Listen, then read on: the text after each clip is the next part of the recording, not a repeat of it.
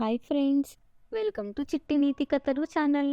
ఈరోజు మనం సరదాగా భోగి పండుగ పాత తరాల వాళ్ళు ఎలా జరుపుకునేవారో సరదాగా చూసేద్దాం. మంటల చుట్టూ పిల్లల నవ్వులు. అప్పుడే మొదలయ్యింది ఈ అందమైన భోగి కథ. భోగి రోజు తెల్లవారుజామునే కోడి పుంజల కూతలతో ఆ గ్రామం నిద్రలేచేది.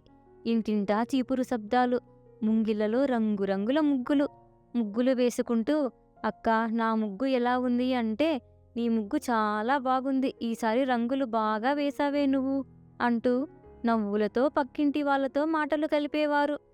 ఒక్క మంట చుట్టూ ఊరి పిల్లలందరూ తిరిగి సరదాగా ఆడుకునేవారు.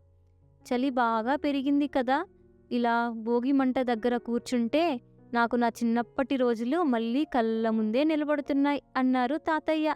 ఆనాటి సరదాలే వేరబ్బా అన్నాడు తాత. ఒక్కరోజు పండుగ కాదు, ఒక్క ఇంటి ఆనందం కాదురా, మొత్తం ఊరంతా కలిసి ఒకే కుటుంబంలా ఉండేవాళ్ళం ఆ కాలంలో. భోగి మంట కోసం పాత చెక్కలు ఇంటి నుంచి తెచ్చేవాళ్ళం. అది నాది, ఇది నీది అనే మాటే లేదు ఆ కాలంలో. ఊరంతటికీ ఒకే భోగి మంట, అందరి మనసు ఒక్కటే, కల్మషం లేని మనుషులు.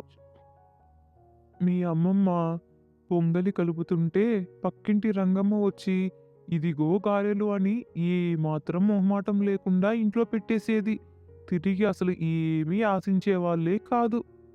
ఆ రోజురా, ఎవరైనా ఆకలితో ఉంటే అది ఊరే అవమానంగా భావించేవాళ్ళం. భోగి అంటే కడుపు నింపే పండుగరా, మనసు కూడా నింపే పండుగే. పిల్లలమంతా మంట చుట్టూ తిరుగుతూ చేతులు వేడి చేసుకుంటూ నవ్వుతూ ఆడుకునేవాళ్ళం. ఎవరి పిల్లలు ఎవరి ఇంటి వాళ్ళో తెలియనంతగా. ఇప్పుడేమో మొత్తం మారిపోయిందిరా. ఇదే ఊరు, ఇదే భోగి రోజు, కానీ ఆ మనుషులే లేర్రా అంటూ తాతయ్య వాపోయాడు. ఇప్పుడు ప్రతి ఇంట్లో వేరు వేరు భోగి మంటలు, ఎత్తైన గోడలు, మనసులు దూరంగా ఉంటాయి. పక్కింటివాడు బాగున్నాడా, బాధలో ఉన్నాడా తెలుసుకునే తీరికే లేదు. తెలుసుకోవాలన్న ఆసక్తి కూడా ఎవ్వరికీ లేదు. మీ అమ్మ వంటింట్లో ఒంటరిగా ఉంటుంది. మీ నాన్నేమో ఫోన్ చూస్తూ ఉంటాడు. మీరేమో ఆ టీవీ పెట్టుకొని స్క్రీన్లో మునిగిపోతారు. మనం ఒకే ఇంట్లో ఉన్న వేరు వేరు లోకాల్లో బతుకుతున్నాం. అప్పుడు సహాయం మనసు నుంచి వచ్చేదిరా. ఇప్పుడు సహాయం ఫోటో తీసే వరకే. ఏదో ఫోటోలు పోస్టులు పెట్టకపోతే రోజే గడవనట్టు కాదు అంటున్నారు. పెద్దవాళ్ళు మాటలు, అమ్మమ్మల నవ్వులు. చీకటి పడుతున్నప్పుడు మంట మెల్లగా తగ్గినా మనసుల్లో వేడి మాత్రం ఈ మాత్రం తగ్గేది కాదు. అప్పట్లో ఒక్క క్షణం కూడా ఒంటరితనం అనేదే ఉండేది కాదు. ఇప్పుడు అదే భోగి పండుగ రోజు చూస్తే తెల్లవారితే అలారం మోగుతుంది, ఫోన్ చేతిలో పడుతుంది. మంట చిన్నది, మాటలు ఇంకా చిన్నది.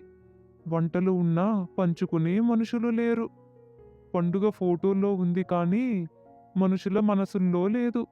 మనం కోరుకుంటే మళ్ళీ పాత రోజులను తిరిగి తీసుకురాగలంరా.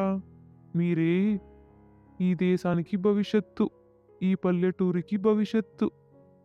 పండుగలు మారకూడదురా, మనుషుల మధ్య బంధాలు మారిపోకూడదు.